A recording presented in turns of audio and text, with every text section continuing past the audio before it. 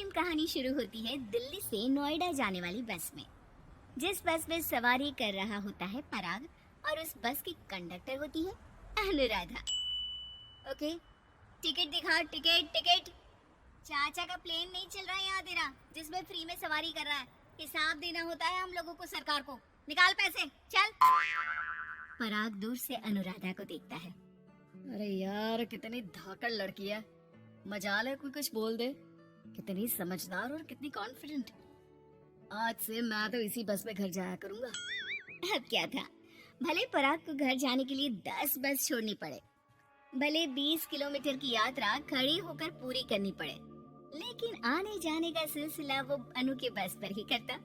एक दिन, ओ क्या करता है तू? हाँ, मैं नोटिस करती हूँ, देखता रहता है मुझे जब देखो तब। हाँ, वो मैं तुम्हें पसंद करता हूँ और शादी भी तुम्हीं से करूंगा। वाह जी वाह, तू ना कोई प्रधानमंत्री हो गया कि आज से 500 की नोट बंद और नोट बंद।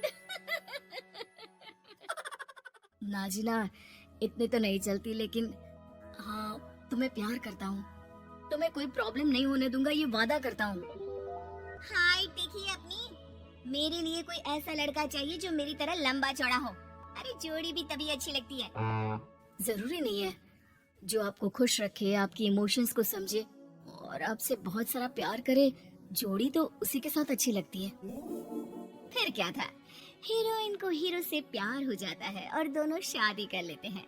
शादी के बाद देख, अब तो इस घर की बहू है। अगर समझ गई है तो ये कंडक्टर वाली ड्रेस पहनकर घर से निकलने की जरूरत नहीं है। पराग अच्छा कमाता है तो तेरी नौकरी की भी जरूरत नहीं है हम लोगों को। अरे कैसी बात कर रही है माँ जी? यूँ कोई सरकारी नौकरी छोड़ता है क्या? और जब मेरी नौकरी लगी थी, मेरी अम्मा कितनी खुश हुई थी पता है? मैं तो नौकरी करूंगी। अरे नौकरी करेगी तो डंडे से मारूंगी, और हाँ, जो निकली घर से बाहर ना तो हाथ पैर तोड़ दूंगी और घर से बाहर निकाल दूंगी, देख लेना।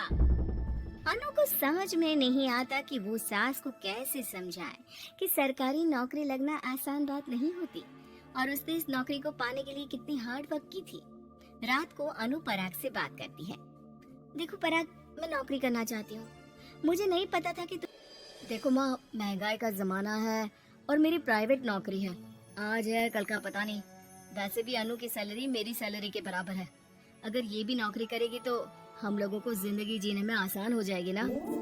सास को बेटी की बात समझ में आती है और वो अनु की नौकरी के लिए मान जाती है। अगले रोज, बेटा, बहू, तुम लोगों को लेकर मुझे कुल देवी के दर्शन के लिए जाना है, तो रविवार को दोनों सुबह ही तैयार हो जाना। अगले रोज दोनों तैयार हो जाते हैं और कुल देवी के मंदिर पहुंच जाते हैं। क्या संतोषी बहन, एक ऐसी बहू ले आई हो। बहू बेटा लग रही है और बेटा बहू। अरे कोई पहलवानी लड़ानी थी क्या, जो इतनी लंबी चौड़ी बहू ले आई? अब क्या बताएं पंडित जी, जो बेटे ने पसंद किया हमने उसे हाँ कर दी। अब बेटा जाने और उसका परिवार, और ये तो बस कंडक्टर की नौकरी करती है इंटरस्टेट। अरे सच्ची? वाह वाह वाह, यह तो बड़ी बात है संतोषी। तुम तो किस्मत वाली निकली जो सरकारी नौकरी की बहू ले आई। यह तो वही बात हो गई कि घी के लड्डू का कोई शेप थोड़ी ना देखता है तो घी का लड्डू ही। सास को बहू की तारीफ सुनकर बिल्कुल अच्छा नहीं लगता। वो जल्दी से पूजा पाठ करवा कर उन लोगों को घर ले आती है। एक रोज, संतोषी बहन, तुम लोगों का घर बड़ा अजीब सा लगता है। भाई साहब बहन जी और बहन जी भाई साहब जैसी। अरे बस किया कर, सरकारी नौकरी देखी तो हाँ बोल दिया, और इतना भी क्या, पैसे की चिंता। चलती हूँ, खाना बनाना है। क्यों, बहू नहीं बनाती क्या खाना? अरे नहीं, वो तो नौकरी करने जाती है ना, तो उसके आने से पहले खाना बना देना पड़ता है। वरना पता है ना, आजकल की लड़कियों की ज़बान कितनी लंबी होती है। तेरी बहू की तो कुर्सी तोड़ने वाली नौकरी है। यहाँ बैठती है जैसे उठकर ऑफिस में बैठ जाती है, फिर क्यों थक जाती है कि खाना भी नहीं बना पाती। मेरी बहू भले कंडक्टर है, लंबी चौड़ी, लेकिन बता रही हूँ, सारा दिन सवारी से मत्था पच्ची करती है, लेकिन मजाल है शादी के बाद एक दिन भी मुझे किचन में जाने दिया हो ना जी ना। दोनों पड़ोसन वहां से चली जाती है। सास बाजार जाती है और एक ट्रेड मशीन ले आती है। अरे माँ जी, इस उम्र में आप घर पर जिम खोलेंगी? अरे तेरे लिए लाई हूँ, रोज चलाकर 2 घंटे इस पर, पतली हो जाएगी। और खाना कम खाया कर, जब देखो बकरी की तरह मुंह चलता रहता है तेरा। वाह जी वाह, एक ही तो शौक है खाना खाने का, वो भी रोक दो। हाँ, लेकिन सास तो सास थी, बहू के खाने से लेकर एक्सरसाइज सब का हिसाब किताब रखने लगती है। अरे मैं मोहल्ले वालों को बताकर रहूंगी कि मेरी बहू भी शिल्पा शेट्टी की तरह पतली हो सकती है। वही बहू बस में जब सवारी का टिकट काट रही होती है, उसे चक्कर आ जाता है और वो गिर जाती है। सवारी हैरान परेशान हो जाती है और ड्राइवर को वहाँ बुलाती है। अरे शहर नहीं थी हमारे कंडक्टर साहबा, लेकिन जब से शादी हुई है बकरी बन गई है।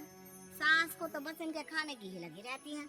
ड्राइवर बस में बिठाकर बहू को घर छोड़ आता है और सास को कहता है, अरे पता है आपकी बहू कितने धाकड़ है, किसी को बात करने से पहले 4 बार सोचना पड़ता है कि बोले या ना बोले, कहीं झापड़ ना पड़ जाए। और आप है कि इन्हें बकरी बनाने में लगी है। अरे जो निकल यहाँ से, मेरी बहू है, मैं इसे बकरी बनाऊं या फिर गीदड़, तुम्हें क्या पता लोग कैसा मजाक उड़ाते हैं कि बहू इनकी बस की कंडक्टर है। बोलो मुझे कैसा लगता होगा? अरे काम तो काम होता है माँ जी, वो छोटा या बड़ा नहीं होता। खैर जैसे आपकी मर्जी, चलता हूँ मैं, नमस्ते। ड्राइवर वहाँ से चला जाता है। बहू ठीक हो जाती है। एक बार आधी रात को कोई संतोषी का दरवाजा खटखटाता है। अरे इतनी रात में कौन आ गया? मेरा घर है, कोई पुलिस स्टेशन की घंटी नहीं जो बजाए जा रहे हो। खोल रही हो दरवाजा। जैसे ही दरवाजा खुलता है, सामने वही पड़ोसन खड़ी होती है जो अनु की कुछ दिन पहले बुराई कर रही थी। मेरी बहू के पेट में दर्द हो रहा है, उसे जल्दी अस्पताल पहुंचाना जरूरी है। हाँ तो पहुंचाओ, और जल्दी लड्डू के साथ खुशखबरी भी सुना देना। हाँ, काहे हमारा दरवाजा पीट रही हो? अरे सुनो तो, अपनी बहू से कहो ना कि सरकारी बस को थोड़ी देर के लिए दरवाजे बुला ले। क्या है ना, कोई साधन नहीं है अस्पताल ले जाने के लिए। सास अनु को कहती है और अनु बस को बुलाकर पड़ोस वालों की मदद करती है, जिसके बाद पूरे मोहल्ले में अनु की तारीफ होने लगती है। सच में लंबी चौड़ी बहू के साथ साथ लंबा चौड़ा दिल भी है बहू का।